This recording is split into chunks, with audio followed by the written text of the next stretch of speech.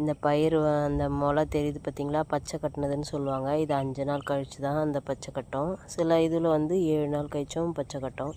இது ஃபுல்லாக நாற்றங்காலில் மயில், இந்த பாருங்கள், பன்னி எல்லாம் இது பண்ணி மொத்தத்தையும் வேஸ்ட் பண்ணி வச்சிருச்சு. மீதி இருக்கிறது தான் இது பண்ணும். விவசாய நிலத்தில் ஏன் தான் அப்படி பண்ணுதுன்னு கேட்டால், ஃபுல்லாக காடு ஓரம். நம்ம பட்டை நிலத்தில் இருந்தால் காட்டு ஓரத்தில் இருக்கிற எல்லா விலங்கும் வந்து நம்மள இது மாதிரி பண்ணிட்டு போயிடுது. பார்த்திங்களா, விவசாயம் பண்ணுறதே ரொம்ப கஷ்டம்தான். ஏன்னா இந்த பன்னி தொல்லையும், மயிலாவது பொறுக்கிட்டு அப்படியே போயிடும். இந்த பன்னி அப்படியே குத்து குத்தா காலை வச்சு ஒரு மாதிரி பண்ணிடுச்சு. அந்த விதையெல்லாம் அமுங்கி உள்ளே போயிடும். பாதிக்கு பாதி லாஸ் ஆகிடுது இதில்.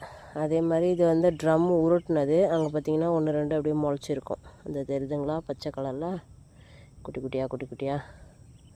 இது 5வது நாள். 5வது நாள் வந்து இந்த மாதிரி கொஞ்சம் பச்சை கட்டியிருக்கும். சில விதை வந்து பச்சை கட்டலைன்னா வந்து விதை வந்து இதுவாக இருக்கும் அப்படின்னு சொல்லுவாங்க. இது ஆன வரையும் விதை வந்து பச்சை கட்டிடுச்சு.